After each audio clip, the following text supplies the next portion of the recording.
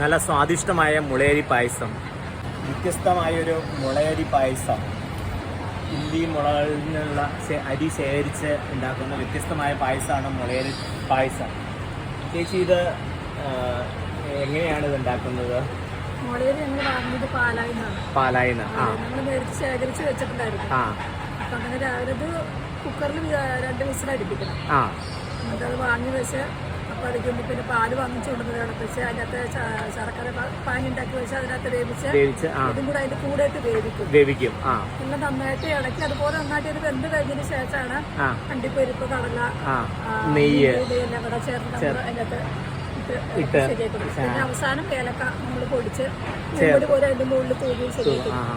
ഈ മുളയരിക്ക് ഒരു കിലോയ്ക്ക് എത്ര രൂപയാണോ ഉള്ളത്? കിലോയ്ക്ക് അര കിലോ 250 രൂപ. അപ്പോൾ ഒരു 500 രൂപ. നല്ല വിലയുള്ള അരിയാണ്. പിന്നെ ഷുഗറിന് ഏറ്റവും നല്ല സാധനമാണ്. ഷുഗറിന് നല്ല സ്വാദിഷ്ടമായ പായസമാണ്. എല്ലാവരും ഒന്ന് ട്രൈ ചെയ്യണം.